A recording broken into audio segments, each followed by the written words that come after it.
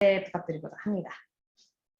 네, 안녕하세요. 감사하게 소개받은 김세롬입니다. 저는 예방의학하고 보건학 전공을 했고, 사실 2019년까지는 학교에서 공부를 하다가, 이제는 이제 뭐 박사 마치면 요즘 포스닥 해야 되잖아요. 포스닥을 시민건강연구소에서 하고 있었습니다. 혹시 근데 제가 어제 이 발표문을 다 만들어 놓고 다른 또 웨비나에 들어가서 이야기를 듣는데 너무 어렵게 만들어 온 게 아닌가 이런 생각이 문득 들어서 오늘 여기 같이 이야기하시는 분들이 다 대부분 그 약대 다니고 계신 분들이라고 생각하면 될까요?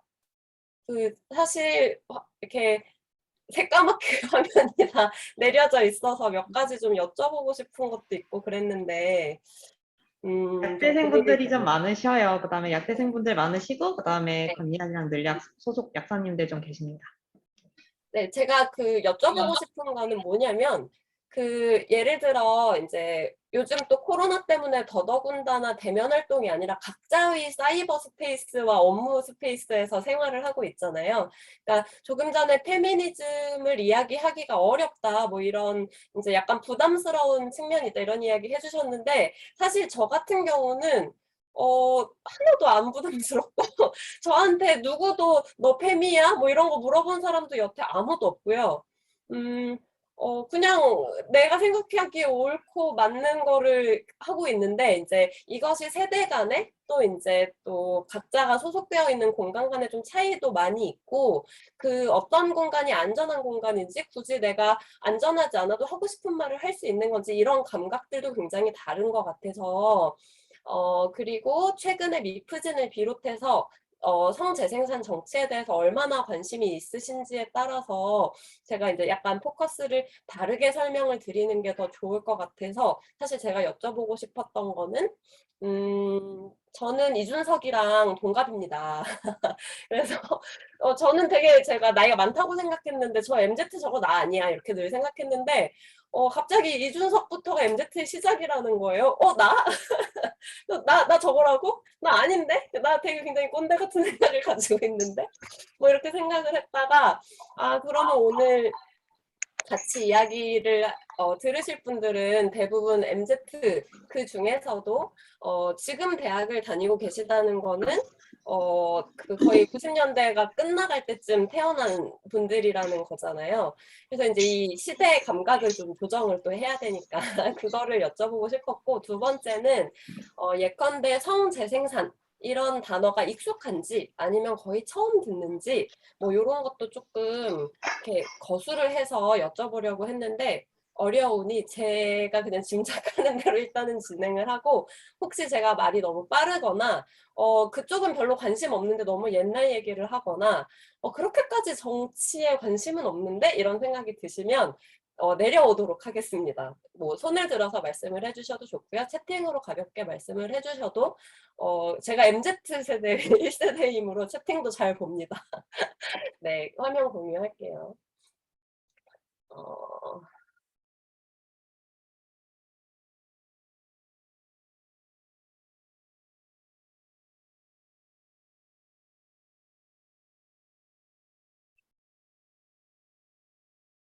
네, 화면 공유가 시작이 되었나요? 네, 잘 보입니다. 어, 사실 제가 마음대로 정할 수 있어서 정치에 대해서 이야기를 하겠다고 했는데요.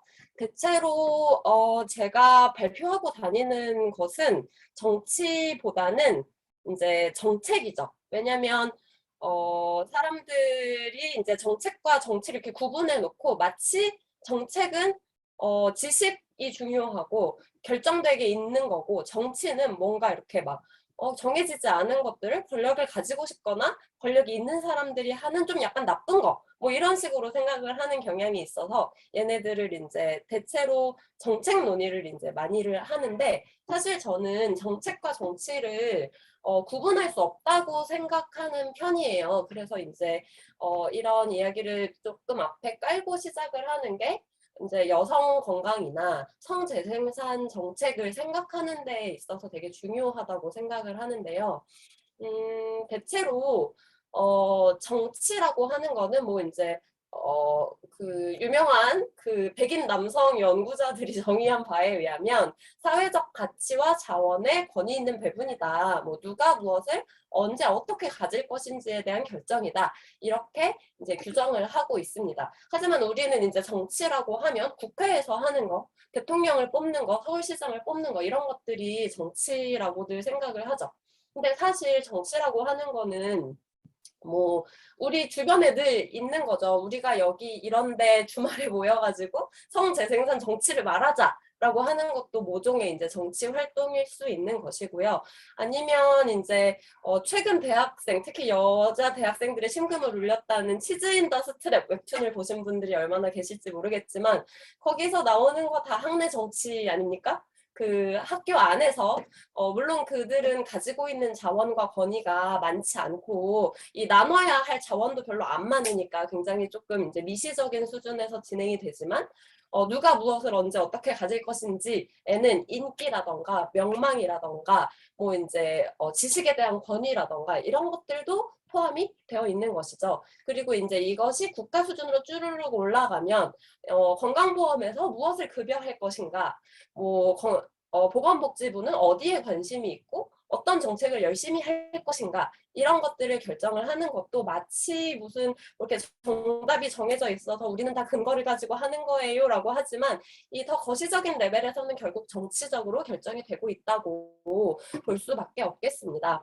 그래서 이제 정책을 마치 이제 정치랑은 조금 거리가 있는 것처럼 이제 국가 및 지방 정부가 특정한 목적을 달성하기 위해 수행하는 일련의 행위 또는 정부가 하거나 하지 않기로 결정하는 모든 것 이렇게 이제 규정을 하는데요. 사실 이 정치라고 하는 거는 이 목적이 무엇인지를 결정하는 곳부터가 정치잖아요. 그러니까 사실 정치가 없으면 정책도 없는 거고 이제 정책이 집행되고 새로 만들어지는 과정에서의 많은 일들, 특히 뭐 건약이나 늘품이 목소리를 내고 국민들을 위해서 사람들의 건강을 위해서 이걸 이렇게 해야 된다라고 이야기를 하는 것은 우리가 생각하기에 중요한 사람들의 건강이라는 사회적 가치를 어떻게 배분할 것인지에 대한 정치 참여를 하고 있는 거라고 보시면 되겠습니다. 물론 정치 그 자체에 대한 혐오가 한국에서 굉장히 심하기 때문에 우리는 정책 활동을 해요 이렇게 말을 하기도 하지만 넓은 의미에서는 이제 다 건강 정책 정치 활동이라고 볼 수 있겠죠. 이제 넘어갈게요. 그래서 굳이 이 이야기를 하는 이유는 이제 사실 약사가 되실 분들이 여기 들어와 계시겠죠? 이제 의사도 그렇고 약사도 그렇고 대체로 정치와 정책에 참여를 하게 되는 것은 문제 정의와 정책 의제 형성보다는 뭔가 결정이 되었을 때 우리가 이미 미프진을 가지고 오기로 결정을 했는데 이거를 건강보험 급여를 할 거냐 이거를 약국에서 나눠주는 것과 의원에 들러서 처방전을 받게 하는 것 사이에 무엇이 안전하냐 이런 이야기를 할 때 이제 의사와 약사와 뭐 이제 의료인들에게 이제 의견을 물어보게 됩니다. 왜냐하면 이제 이런 정책을 하는 관료나 정치인들은 이제 보건의료와 관련된 특수한 지식이 없으니까요.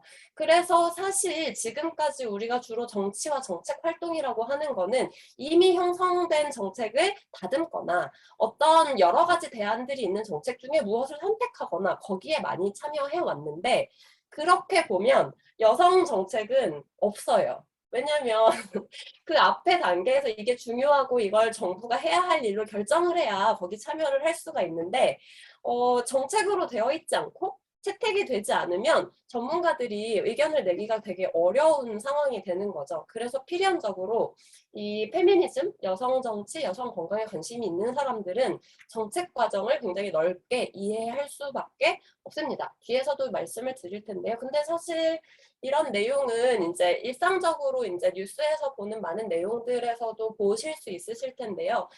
예컨대 건강보험료를 내년에 얼마나 인상할 건지 지역가입자와 뭐 직장가입자 사이에 뭐 돈 내는 방식을 어떻게 바꿀 건지 이런 거는 우리가 막 시위하지 않아도 정부가 알아서 막 하겠다고 해요. 알아서 막 자기들이 막 안을 짜가지고 막 이렇게 결정하고 우리가 이렇게 하기로 했어 막 이렇게 통보를 하죠. 그거를 탑다운 어프로치, 위에서 아래로 내려오는 하향식 정책이라고 이야기를 합니다. 그에 비해서 우리가 임신 중지를 죄라고 규정하는 형법은 옳지 않아. 우리가 이미 개발된 지 30년도 넘은 내과적 임신 중지 약품인 미프진을 이용하고 싶어. 여성들에게 그것이 권리라고 생각해. 라고 이런 거는 이제 정부가 먼저 이야기를 한 게 아니라 그 사실을 알게 된 여성들이 가두 집회를 하고 시위를 하고 청와대 국민청원을 올리고 왜 안 해주냐고 막 소리를 질러서 밑에서부터 위로 올라간 바텀업 하향식 정책이라고 이렇게 구분을 하실 수가 있겠습니다. 그래서 생각을 해보시면 굉장히 하향식 정책과 상향식 정책이 다르다는 것을 아실 수 있을 거예요. 이제 기후 위기 같은 경우에도 이제 툰베리의 성이 뭐죠? 무슨 베타인데? 그러니까 툰베리 같이 이제 학교 앞에서 시위를 하는 초등학생이 시작한 기후 위기 정치 이런 것들도 있는 것이고요. 그에 비해서 이제 뭐 왜 하는지 모르겠는데 정부가 너무너무 하고 싶어 하고 거기에서 이제 삼성이 막 같이 하는 원격 의료, 원격 양료 이런 것들을 이제 기업들이 정부에게 하자. 뭐 이제 전문가들이 하자 이렇게 해가지고 위에서부터 내려오는 하향식 정책으로 가고 있는 그런 차이가 있다고 볼 수가 있겠죠. 이제 한국에서 재생산 정치라고 하는 거는 사실 이제 국가 기획으로 시작이 되었어요. 그러니까 생각을 해보시면 지금 다 거의 밀레니얼 다 돼서 태어나신 분들은 당연히 기억하시지 못하겠지만 한국에서 여성 건강과 관련된 이제 전문가들이 생기고 이런 거는 지금 우리가 국제 개발에서 이제 가난한 나라의 이제 보건 그러니까 의료 체계가 잘 갖춰져 있지 않은 나라의 에 가서 이제 의사들도 보내고 이제 의료인들을 보내서 하는 그런 것들을 이제 1950, 60년대에 이제 미국이나 영국이나 뭐 스웨덴이나 이런 나라들이 한국에 했던 거죠. 이제 사실 그 당시의 이제 건강 정책은 여자들이 아이를 낳다가 죽으면 안 되니까 잘 하자 이런 의미에서 국가가 시작했다기보다는 막 애들을 막 넷, 다섯, 여섯씩 낳으니까 걱정이 됐던 1세계의 백인 나라 사람들이 아이를 낳다가 여자들이 많이 죽기도 하고 그렇게 아이들을 많이 낳으면 어려우니까 피임 정책을 합시다. 이렇게 외국에서 수입된 정책이었어요. 이제 그런 거를 중심으로 하다가 이제 차츰차츰 이제 아이를 낳을 때 아이만 건강한 게 아니라 엄마도 살아남아야 모유도 줄 수 있고 아이도 키울 수 있고 엄마가 죽어버리면 애를 키울 수가 없잖아요. 그러니까 이제 엄마도 살려놔야 돼 이런 이야기를 하기 시작한 게 불과 1980년대였고요. 이제 그 이후에 이제 공부를 많이 하신 분들은 아마도 들어보셨을 94년 UN 카이로 인구개발회의, 95년 베이징 세계 여성 대회 이럴 때 이제 여성의 건강뿐만이 아니라 여성의 권리를 옹호하기 위한 건강 정책을 해야 된다, 국제 개발을 해야 된다, 국가 정책을 해야 된다 이런 이야기들이 나오면서 이제 성과 재생산 건강과 권리라고 하는 개념이 이제 국제적으로 인정을 받기 시작합니다. 그 전에는 사실 페미니스트들만 하는 이야기였던 거예요. 국제사회에서 규범으로 인정받기 전까지는. 이제 하지만 이것이 이제 공공연하게 유엔이 표명하는 인류의 목표가 된 게 이즈음이고 이후에는 이제 뭐 잘하자고 이야기를 하고 있죠. 이제 관련해서 이제 너무 멀리 가면 어지러워지니까 한국 중심으로 이야기를 해볼게요. 그러니까 한국이 다른 나라들에 비해서 굉장히 빠른 변화를 겪은 나라라고 하잖아요. 이 사진 어제 끌리앙에서 이제 그 추천수를 많이 받았던 사진을 가지고 왔는데, 그러니까 전후에 굉장히 가난했던 나라, 아이를 여럿 낳고 제대로 먹이기도 힘들었던 나라였던 한국이 사실 그래서 이제 뭐 이 미군들이 이제 보급 물품들을 나눠주고 이제 저희 아버지가 50년대생이신데 미군 트럭 지나가면 김미 초콜릿하고 막 뛰어가가지고 막 사탕 하나 얻어먹으려고 엄청 노력했다는 이야기 하셨는데 아마도 이 강의를 듣고 계시는 분들은 부모님들은 그렇지 않겠죠. 이제 이런 나라였는데 불과 70년 만에 70년이 짧은 시간은 아니지만 이 이제 난민들을 수용할 수 있는 어떤 나라가 되어서 그들을 구출해 오는 이런 급격한 변화를 겪었다는 것이 우리가 가지고 있는 정책에 그리고 성평등이나 여성 건강, 재생산 건강에 대한 인식에도 굉장히 많은 영향을 미치고 있어서 굳이 이 이야기를 이렇게 끌어다가 하게 되는 겁니다. 뭐 이제 시간이 많지 않아서 금방금방 갈 거고 그림 위주로 할게요. 그래서 이제 60년대에 한국에서 소위 가족계획이라고 하는 거를 하게 되는데요. 이제 멜서스 아시는 분 계시나요? 멜서스. 인구론이라고 하는 책을 쓴 상당히 이제 우생학적인 관념을 가지고 있어서 페미니즘이나 이제 진보적인 사회 정책을 하는 사람들에게는 비판을 주로 받는 학자이지만 굉장히 영향력이 강한 사람이었죠. 이제 경제학, 인구 경제학 이런 것들을 한다고 하면서 지금처럼 이제 고소득 국가는 아이를 조금 낳고 저소득 국가들, 특히 제3세계들에서 아이를 이렇게 많이 낳으면 지구가 저들을 다 먹여 살릴 수 없다. 지구가 터져버릴 거다. 이러면서 이제 저소득 국가들이 아이를 많이 낳지 않게 하기 위한 어떤 사업을 벌여야 한다. 그게 이제 인구 조절 사업, 뭐 인구 조절 정책, population control policy라고 하죠. 그래서 이제 이런 것들을 사실 한국의 엘리트들은 유학 가서 다 들었던 거예요. 그리고 실제로 이제 저소득 국가에 예를 들어 뭐 탄자니아 이렇게 모성 사망률이 높은 나라에서 아이들을 넷, 다섯, 여섯씩 낳는 상황을 보면 누가 봐도 여자들이 가서 봐도 아 저거는 별로 행복해 보이지 않는다. 저렇게 많은 아이를 낳아서 건사하는 것이 제대로 먹고 인간다운 삶을 사는데 도움이 안 돼 보인다 이런 생각들을 하게 되는 거예요. 근데 하지만 그 아이의 수를 조절한다는 거는 이제 부부의 사정이기도 하지만 남편이 피임을 하지 않으면 그리고 제대로 된 피임 도구가 없으면 아이 수가 조절이 안 되는 거잖아요. 그래서 이것을 그러면 우리가 가서 콘돔도 나눠주고 피임약도 나눠주고 그리고 이제 불임 수술을 막 해가지고 아이를 한두 명 이후에는 안 낳게끔 하는 사업을 해야겠다. 이런 이제 의사 결정들을 1940, 5, 16년대에 이제 주로 지금 웨스턴 컨트리 그 서구 국가들이라고 하는 제3 나라들이 하죠. 그래서 이제 거기서 이제 교육을 받고 왔던 의사 출신 보건 관료들이 계속 하고 싶어 해요. 50년대부터. 우리도 인구 정책 해야 된다. 근데 이제 그 당시에 대통령이었던 이승만 대통령이 이야기를 하죠. 이제 인구가 너무 많다는 거는 굉장히 수치스러운 일인데 통일을 했을 때 북한보다 사람이 많아야 우리가 힘을 얻을 수 있으니까 일단은 하면 안 돼. 이렇게 이야기를 하고 50년대는 안 합니다. 그러다가 이제 그 61년 5.16 쿠데타 이후에 이제 박정희 대통령이 집권을 하게 되면서 이제 통일의 가능성은 굉장히 줄어든 상황에서 이제 양제모라고 하는 의사예요. 이제 보건 관료가 우리도 이제 경제개발 계획 안에다가 이 인구 정책을 하면 외국에서 굉장히 큰 원조 기금을 받아올 수 있다. 이게 그러니까 결국은 이제 지금도 한국이 전체 예산의 몇 프로지? 굉장히 적은 0.1 몇 프로인데 한 2조 정도를 국제 개발에 쓰고 있거든요. 이제 그런 돈들이 이제 국제적으로 풀리고 있으니까 한국에서도 인구 카운슬, 그러니까 퍼퓰레이션 카운슬 이런 데서 돈을 받아서 인구 정책을 하자 이렇게 해가지고 돈을 받아와서 한국에서 이런 가족계획 정책을 하게 됩니다. 그리고 이 가족계획이라고 하는 것이 이 엘리트들에게는 이제 국가의 경제 발전을 위한 사업이었다면 사람들에게는 갑자기 우리 동네에 없었던 간호사가 일주일에 한 번씩 들어오고 보건소가 생기고 보건소가 차를 타고 와서 불임 시술을 해주고 이런 경험이 되게 되는 것이죠.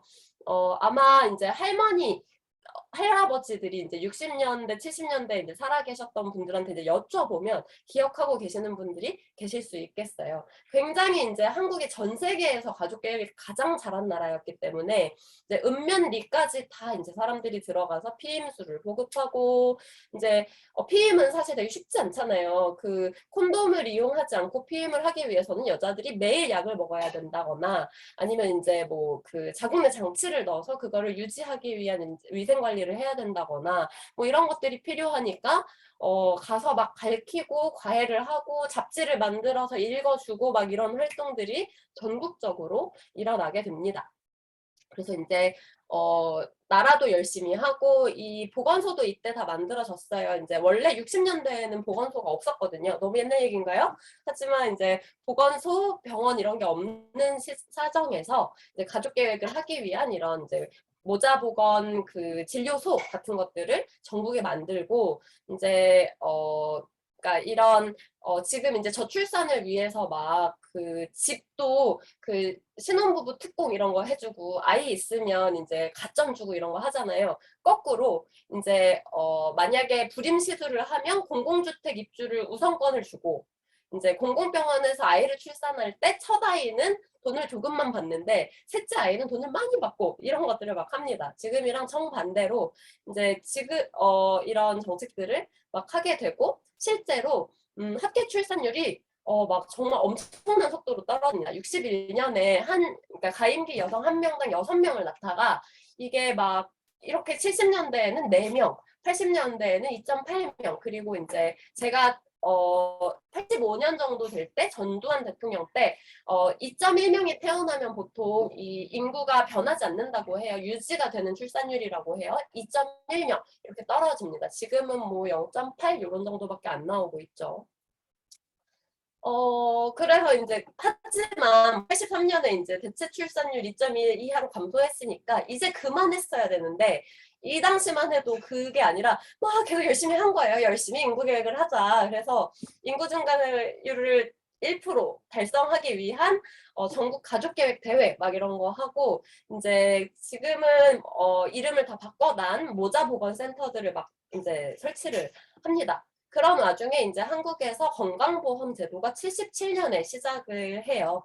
그래서 이제 이게 이제 점점 올라가는데 재밌는 거는 건강보험이 들어왔을 때 출산은 질병이 아니라고 해서 건강보험이 안 됩니다. 그리고 그거는 이제 90년대에 변하게 되죠. 그 당시에 이제 약과 관련된 여러 가지 사건들도 있었는데요. 이제 예컨대 그런 거예요. 이 피임약을 28일 동안 매일 한 알씩 먹어야 된다. 이런 것들을 모르는 여성들이 그걸 한꺼번에 먹어가지고 갑자기 막 이제 심장에 무리가 오는 그런 부작용이 생기기도 하고, 지금 이제 한국 사람들이 굉장히 먹는 피임약을 안 먹잖아요. 호르몬제 많이 무서워하고, 제 가설은 이 초기에 그 린디올처럼 굉장히 고용량 에스트로겐 제제가 한국에서 임상시험처럼 배포됐던 것이 문제 아닐까? 이런 생각을 해요. 저도 이제 최근에 공부를 하면서 알게 되었는데 지금 우리가 약국에서 처방 없이 먹을 수 있는 이런 약들에는 굉장히 저용량의 에스트로겐이 들어있죠. 근데 1세대 피임약이라고 하는 이런 약들은 지금이랑 비교하면 한 2,500배 용량이거든요. 매일 먹는 양이. 근데 그거를 의학사도 아니고 그냥 이제 가족보건 요원들이 마을에 찾아가서 막 나눠주고 우리가 올해에는 40만 갑을 배포할 거야 막 이런 계획을 세우고 먹었는지 막 가서 확인하고 막 이런 것들을 막 했던 거죠. 안 먹으면 막 화내고 이제 그런 경험들을 이 60, 70년대에 가임기 여성이었던 우리 할머니들이 하셨기 때문에 아, 그 약 매우 독하다. 그 약 먹고 막 가슴이 벌렁벌렁하고 가슴이 아프고 부작용이 많고 토하고 막 이랬다. 이런 이야기들이 이제 사실 여자들 사이에서 이렇게 내려오잖아요. 이제 호르몬제 먹으면 큰일 난다. 이런 이야기들을 할머니가 엄마에게, 엄마가 딸에게 하면서 이제 호르몬제 먹는 것이 굉장히 좀 위험한 일처럼 여성들이 받아들이게 된 것은 아닐까? 이런 이제 가설을 가지고 있어요. 그리고 이제 조금 더 얘기하면 이 당시에 이 경구 피임약이 아직 국제적으로 허가가 된 상태가 아니었어요. 근데 한국처럼 가난하고 실행력이 있는 국가에 린디오를 들여와서 클리니컬 트라이얼, 임상시험을 했던 거죠. 그리고 그 임상시험을 했던 것이 서울대, 연대, 이제 대구에 있는 경북대라고 해요. 그래서 그 대학들이 초기부터 외국의 투자를 받아서 유학도 많이 가고 교수도 많고 대학원도 일찍 만들고 그렇게 이제 갑니다. 그러니까 지금까지도 다 영향을 미치고 있는 거예요. 그리고 이제 인구 통제에 대해서 이제 비판을 많이 했죠. 이제 페미니스트들도 그렇지만 굉장히 좀 폭력적으로 불임 시술도 하고 뭐 이제 IUD도 넣고 그러니까 이런 것들에 대해서 여성 당사자가 아니라 정부가 하고 싶어서 정부도 아니고 심지어 돈 주는 외국 기관이 원하는 방식대로 정책을 계속하는 것이 옳냐, 뭐 이런 비판들이 계속해서 있었고요. 이제 사실 지금 같은 분위기에서는 절대 이런 이야기를 할 수 없지만 09년에 뭐 하고 계셨어요? 지금 대학 다니시는 분들 초등학생? 중학생이었을까요? 그 당시만 해도 이명박 정부의 보건복지부 장관이었던 전재희 장관이 낙태를 반만 줄여도 출산율 증가에 큰 도움이 되니까 우리가 불법 낙태를 예방해보자, 이런 이야기를 공공연하게 합니다. 막 뉴스에 나와요. 그리고 이제 그러니까 그럼 이걸 어떻게 하지? 불법 낙태 예방 대책을 세우자, 막 이렇게 해가지고 정책을 막 세웁니다. 근데 이제 이게 웬 날벼락인가 싶. 그러면 이제 불법 낙태를 규제하겠다는 거는 여자도 처벌하지만 낙태를 한 의료인도 처벌하겠다는 의미이잖아요. 그래서 산부인과 의사들이 반발을 하기 시작합니다. 그리고 그 낙태를 처벌하면 안 된다라고 이야기를 하는 의사들도 있었지만 한국의 의료인들은 대체로 여성의 인권, 여성의 권리에 이제 결합해서 여성 운동을 같이 하기보다는 이제 낙태 반대 운동을 막 하고 권리를 주장하고 이쪽으로 이제 넘어가죠. 사실 오늘 제가 다 이야기는 못할 텐데 슬라이드를 많이 가져왔으니 혹시 읽어보시다가 궁금한 게 있으면 제 이메일로 연락을 주시면 AS를 해드리겠습니다. 네, 가족계획이라고 하는 게 이제 한글을 읽지 못하는 사람들을 대상으로 피임을 해야 된다까지를 염두에 뒀던 것이기 때문에 사실 좋은 영향도 있어. 이제 모여서 강독회를 하는 과정에서 여성들이 서로를 돕기도 하고 이제 피임하는 방법에 대해서 서로 가르치고 이제 성교육의 일환, 좀 더 젊은 연령층에게도 이제 어떻게 피임을 잘 할 수 있는지, 이제 폭력적이지 않은 남성과 여성의 관계는 어떤 건지, 지금 우리 기준으로 보면 굉장히 미다야하지만 그럼에도 불구하고 훨씬 더 폭력적인 관계에 있었던 여성들에게는 인파워링한 이런 이야기들이 이 안에 있습니다. 그 과정에서 여자 전문가들도 만들어졌죠. 이분 아마 간호사 출신 이 모자 보건 요원이실 텐데요. 이렇게 그 이제 집들을 찾아다니면서 아이들 이렇게 여럿 낳아서 데리고 있는 엄마들에게 피임을 해야 된다. 이거 자궁 모양일 것 같은데 자궁 안에다가 넣는 영구 피임술도 있다. 이런 것들을 이제 막 가르치고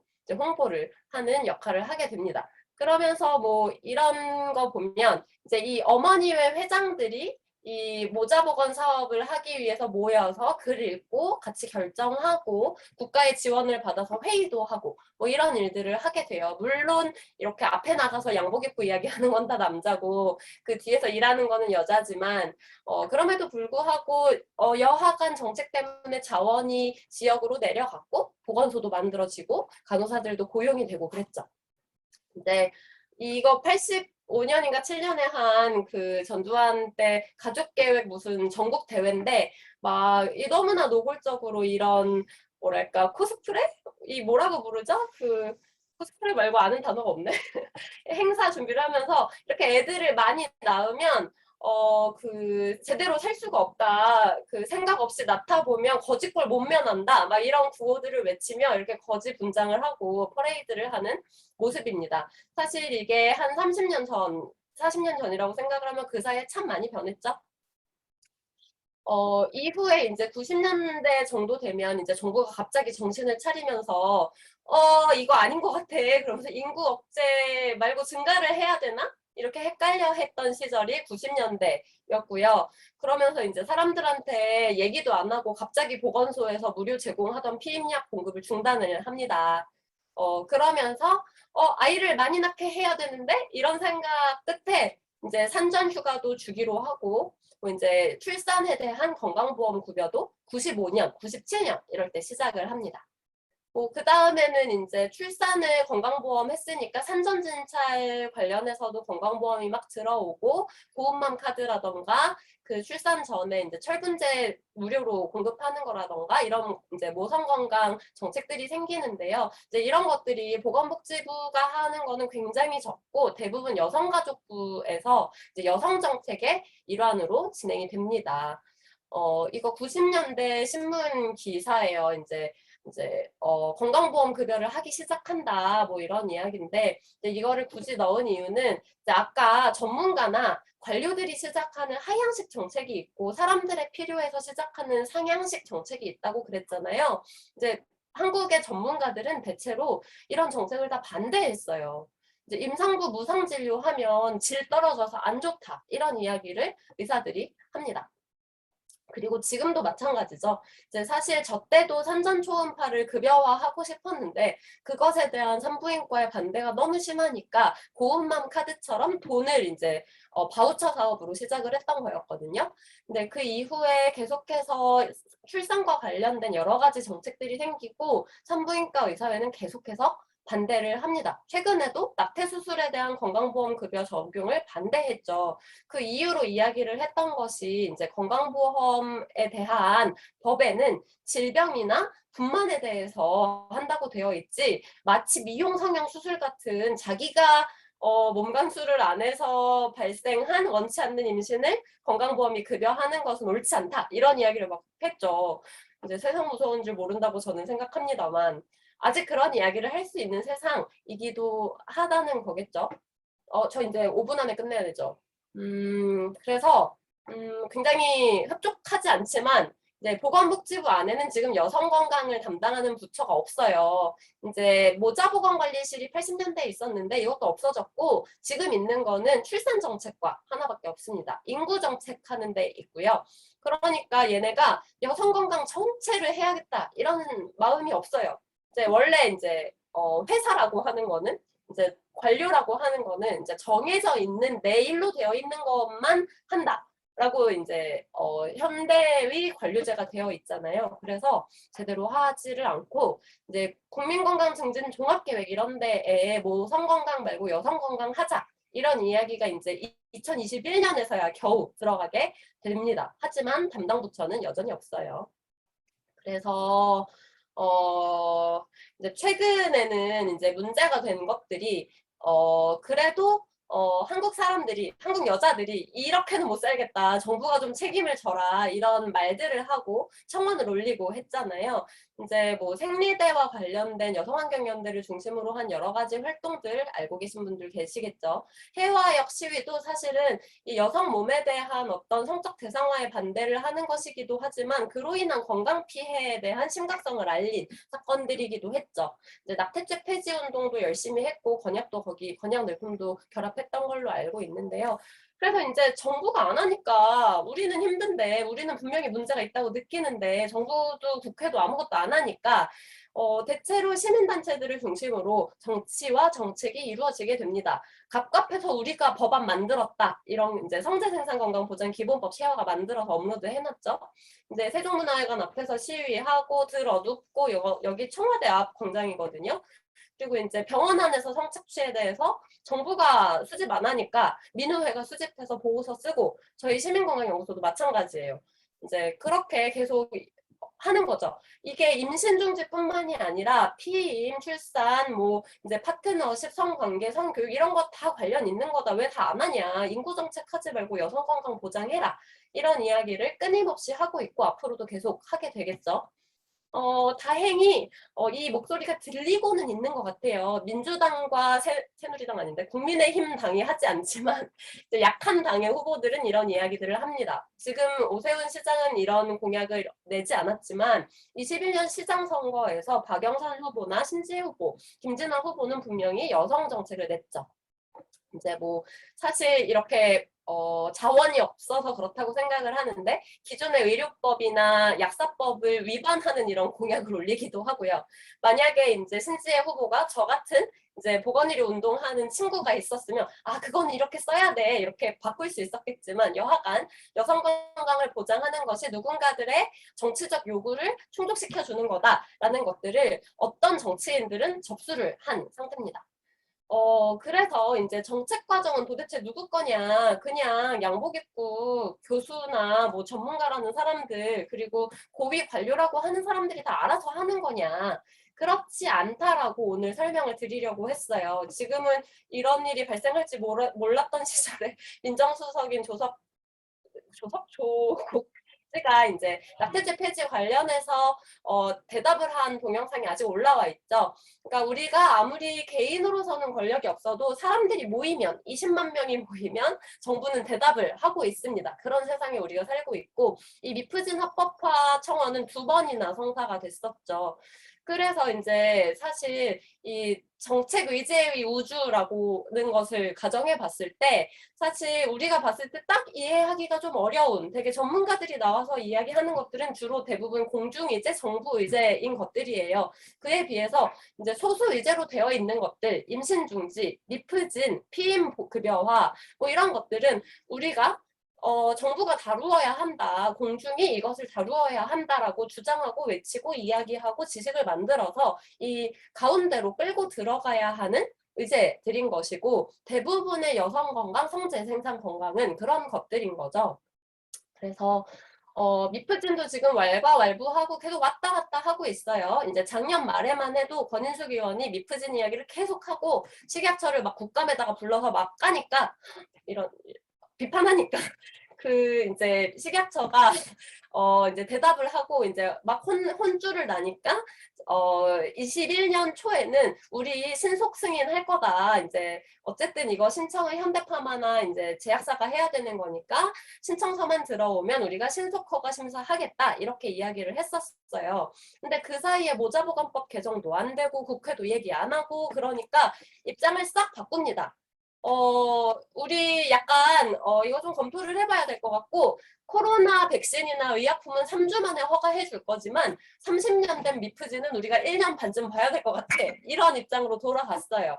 이거를 다시 되돌리려면 사실 국감에서 그리고 국감 가기 전까지 늘품이 건약이 시민건강연구소가 계속 이야기를 해야 조금이라도 압력을 받겠죠. 이제 정부와 권력을 가지고 있는 사람들이 적극적이지 않으면 정책이 빨리 흘러가지가 않습니다. 그리고 이렇게 된 데 가장 큰 기여를 한 거는 미프진 도입에 대해서 반대하고 굉장히 위험한 약이라고 계속해서 이야기하는 산부인과 의사회가 있어요. 그러니까 이게 권력을 가지고 있는 그리고 전문성을 가지고 있는 사람들이 충분히 이야기를 하지 않으면 정책이 굉장히 느리게 흘러가게 됩니다. 그래서 이제 우리는 어쩔 수 없이 우리가 권력을 가지고 있지 않은 상태에서 어떤 여성들의 건강을 위한 재생산 건강을 위한 어떤 문제를 의제화하기 위해서는 뭉칠 수밖에 없습니다. 이제 물론 다른 방법도 있죠. 내가 어떻게든 막 이렇게 높은 사람이 되어서 복지부와 뭐 이제 국회의원이 되거나 뭐 이렇게 높은 사람이 되어서 이거 해 이렇게 할 수 있는 자리에 갈 수도 있겠지만 대체로 그건 어렵고 페미니즘과 여성 재생산 건강에 관심이 있는 사람은 이미 그런 정치적인 공간에 들어가기 어렵기 때문에 끊임없이 더 많은 사람을 모아서 그 고통을 공유하는 사람들과 손잡고 이야기를 하는 수밖에 없습니다. 그리고 이것은 아까 말씀드렸듯이 하향식 정책이 아니라 상향식 정책이기 때문에 정책대학원에서 가르쳐주는 방법만으로는 불충분해요. 그러니까 왜냐하면 이렇게 모여서 시위 집회하는 것은 행정학과 정책학이 별로 가르쳐주지 않거든요. 하지만 이런 정책 의제의 유니버스는 평등하지 않죠. 그러니까 예컨대 한강에서 이제 빠져 죽은 어떤 남자 의대생의 죽음은 정부가 나서지 않아도 이 엄마들이 갑자기 막 생성되어서 막 한강에 가서 집회를 한다면 유사하게 이제 술이 취한 채 도로에 누워 있다가 차에 깔려 죽은 어떤 40대 여성의 죽음은 사실 그 사람을 만취하게 한 다음에 누가 던져놓은 걸 수도 있잖아요. 누구도 그런 의심을 하지 않고 오히려 그 사람을 밟아서 사망으로 이르게 한 그 운전자가 너무 불쌍하다. 이런 여론이 이제 남쪽 커뮤니티를 중심으로 이제 올라오게 되는 어떤 이 똑같이 누군가들이 술을 먹고 원치 않는 죽음을 맞이했는데도 그것에 대한 공론화나 의제화나 사람들의 심정이 서로 다른 이런 상황을 극복해 가면서 성재생산 정치를 할 수밖에 없는 상황에 우리가 와 있습니다. 뭐 이제 관련해서 이제 외국에서도 유사한 사건들이 끊임없이 발생하고 있고 이제 국회에서 유엔에서 그리고 보건복지부에서 발생하는 발생하는 일들, 심지어는 병원에서 약국에서 이제 대화하는 가운데 젠더와 재생산과 이런 것들이 결합한 여러 가지 정치들이 발생을 하고 있는데요. 그러니까 아무래도 이제 약사가 되실 선생님들께 이제 제가 이야기를 하는 자리니까 그런 이야기로 마치려고 해요. 그러니까 여성 건강에 대한 사회적 관심은 분명히 과거보다 많아지고 있고 지금 공부를 하는 선생님들께서 가지고 계신 관심이 아마 어머니 세대나 할머니 세대와 꽤 다를 거예요. 경험하고 계시죠? 이제 이런 사람들이 점점 더 여성 건강에 영향을 미치는 기술들에 관심을 가진다는 것은 이런 기술들에 대한 지식을 가지고 있는 의사, 약사, 간호사 이런 사람들이 정치적인 책임을 할 공간들이 더 넓어진다는 의미이기도 합니다. 예컨대 영미에서 이런 운동들이 진행되는 과정에서 의료인들이 끊임없이 동참을 해요. 여성운동에 결합한 그리고 여성들의 요구에 반응한 이제 반드시 여성이 필요는 없지만 이런 보건의료 전문가들이 그것은 사람들의 건강을 위해서 필요한 일이다. 보험급여는 사람들의 건강을 보장하기 위해서 반드시 필요하다. 이런 이야기들을 하게 되고 그것이 다시 이제 공적인 정책 공간에서 받아들여지는 이런 순환들이 끊임없이 이제 생기거든요. 근데 우리가 이거를 알고만 있는 게 아니라 약사로서, 의사로서 여성 건강에 계속해서 관심을 가지고 그리고 우리는 이제 논문도 찾아 읽고 영어로 된 책도 읽고 그러면서 일반인들이 그저 이제 막연하게 알고 있는 어떤 불편함이나 요구들을 조금 더 과학과 기술과 결부된 형태로 요구할 수 있는 어떤 기술들을 학교에서 배우잖아요. 끊임없이 공부를 하고요. 그런 것들을 가지고 있다면 사실 그에 대한 사회적이고 정치적인 책임을 가지고 있다고 저는 생각합니다. 그렇기 때문에 우리는 어떤 활동을 할 수 있을 것인지 어떤 의미를 찾을 것인지 이런 생각들을 넓게 지금부터 하시면 좋을 것 같고요. 내가 어떤 일을 하게 되든 사실 여성 건강에 관심을 가질 수 있는 공간에 내가 취업된다는 보장은 없잖아요. 그러니까 굉장히 안티페미가 가득한 조직에서 일을 할 수도 있고 그 기회가 없을 수도 있습니다. 하지만 내가 소속된 어떤 공간 안에서 우리가 가지고 있는 지식으로 과학으로 이런 논문이 있는데 왜 선생님은 다른 이야기를 하시냐 여성 호르몬제 그렇게 위험하지 않다 라던가 아니면 뭐 캐나다에서는 미프진을 약국에서 다 배포하고 있는데 처방전 없이 왜 한국에서는 이걸 이렇게 어렵게 만드냐? 난 그게 잘 이해가 안 된다. 이런 공부를 하신다던가 굉장히 다양한 방식으로 이 여성 건강과 관련해서 정치에 그리고 정책에 기여하실 기회들이 다 있을 거라고 저는 생각을 합니다. 그래서 여기까지고요. 굉장히 모르겠어요. 지금 피드백이 하나도 없어서 잘 맞춰서 이야기를 한 건지 잘 모르겠습니다만 시민건강연구소는 대체로 연구소니까 이런 지식활동을 할 것이고요. 저 보건대학원과 인이협 활동하면서 늘 품과 건약 늘 만났거든요. 동자동 쪽방 가도 계시고 뭐 보고서 찾아봐도 거기서 쓴 보고서 이미 있고 그래서 늘 우리 옆에 있는 도움을 받을 수 있는 약사 선생님들이 저기에 있다라고 늘 생각해왔던 조직들이었는데 오늘 이제 아까 소개해 주셔서 되게 반가웠고요. 조금 있다가 이보라 선생님이 또 인이협 소개해 주시겠죠?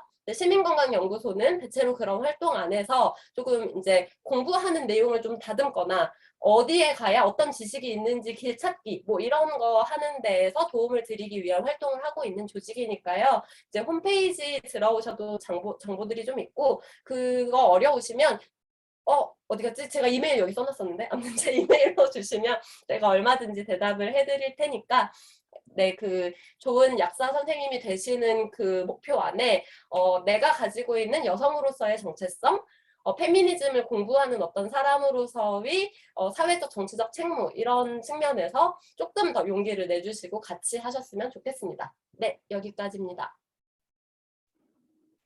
네, 너무 좋은 강의 너무 감사합니다. 지금까지 뭐 한국 인구정책 역사 속에서 나름 폭력적이었던 인구 통제와 그다음에 재생산 건강에 관련된 이야기를 아주 짧고 굵게 잘 들었고, 그다음에 굉장히 또 어떻게 보면 인파워링 되는 그런 강연이어서 저한테도 굉장히 큰 힘이 되는 강연이었어요. 그다음에 나름 지금 채팅방도 반응이 너무 좋은 것 같아요, 선생님. 그래서 이제는 좀 질문 들어온 것들 조금 질의응답 이야기 한 다음에 넘어가면 좋을 것 같아요. 해가지고 지금 질문이 좀 들어왔는데요.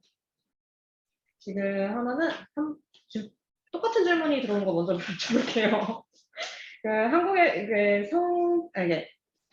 산부인과 의사들이 임신 관련 급여를 반대하는 이유가 혹시 있는지 사람들이 질문을 하셨는데 혹시 관련해가지고 좀 답변을 부탁드려도 될까요?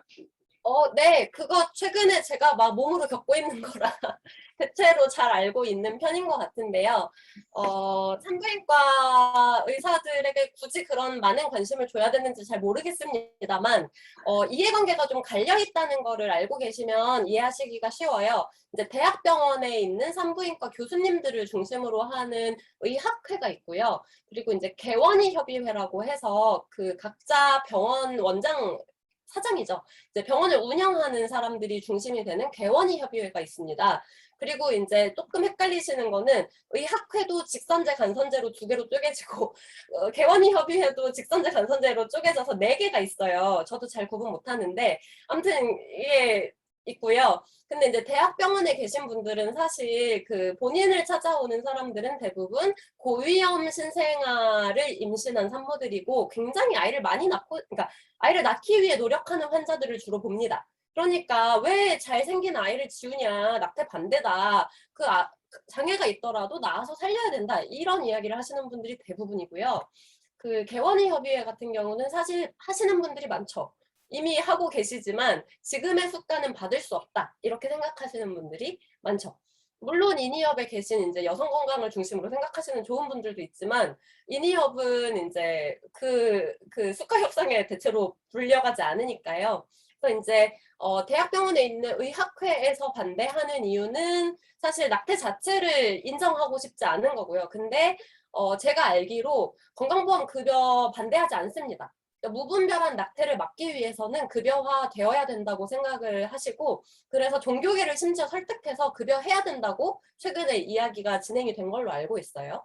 그에 비해서 이제 개원의 협의회 같은 경우는 지금 사실 임신 중지 수가가 이제 합법으로 돼 있는 거는 이제 그 모자보건법에서 허용하는 그 사항에 대한 임신 중지는 급여가 되는데 너무 작긴 해요. 막 79,000원에서 시작해가지고 뭐 제일 많이 받는 게 야간에 3차 종합병원에서 하면 20 몇만 원이거든요. 좀 작아요. 그러니까 그 기존에 이제 지금 서울에서는 한 70에서 120만 원 정도 선인 걸로 알고 있는데, 기존에 본인들이 기대하는 이득 수준이 전혀 안 되는 거면 그냥 비급여로 남아 있는 편이 이 병원 그 경영상에 도움이 되니까 그렇게 이야기를 하는 거거든요. 그러니까 사실 저는 급여화를 하되 조금 가격을 좀 높여줄 필요는 있다고 생각을 해요. 그래서 조금 이 어느 정도 운영이 될 수 있는 정도의 수가를 올리는 동시에 가격을 올려주는 대신 약간 그 임신 중지한 다음에 다시 한번 와서 피가 계속 나지는 않는지, 앞으로 피임은 어떻게 할 건지 이런 것들 상담해야 되잖아요. 근데 최근에 제가 여정연 연구에서 했던 조사에서 임신 중지하고 나서 다시 병원 가는 사람이 기혼은 한 55%, 미혼은 40%밖에 안 돼요. 그거는 굉장히 심각하죠. 그래서 이제 그런 임신 중지 이후에도 건강관리를 받을 수 있게끔 그런 것까지 좀 묶어가지고 급여를 하면 좋지 않을까? 이런 아이디어를 가지고 있습니다.